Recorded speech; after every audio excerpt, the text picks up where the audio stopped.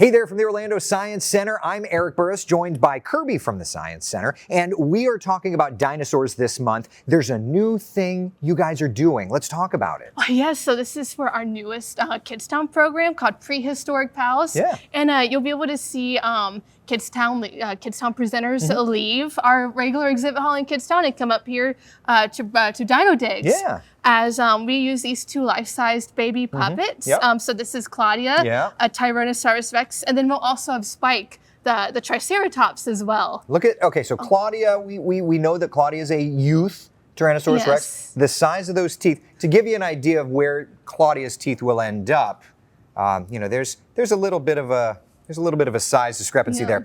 So while using Claudia, adorable at this point, the whole idea is going to be to talk to the little guys, the little girls about what Claudia will become. And here, of course, would be the big brother, Stan, the Tyrannosaurus Rex. Talk a little bit about dinosaurs.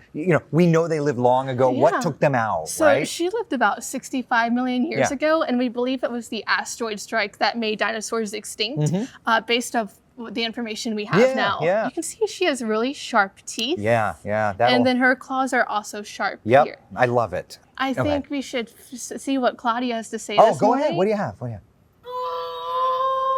That's adorable. It will be terrifying and terrifying.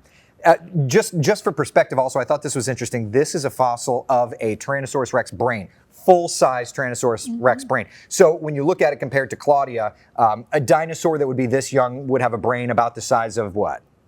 Like a chicken egg? Like a chicken egg, exactly. So they weren't the smartest, but then again, they still ran the roost. Very good. Well, Kirby, thank you so much. And for more information, osc.org, or come down to the Science Center. Yes, and then you can also come check out our paleontology party right here at the Science Center, December 14th and 15th. Very good. Thank you very much, and thank you for joining us for the Science Summit.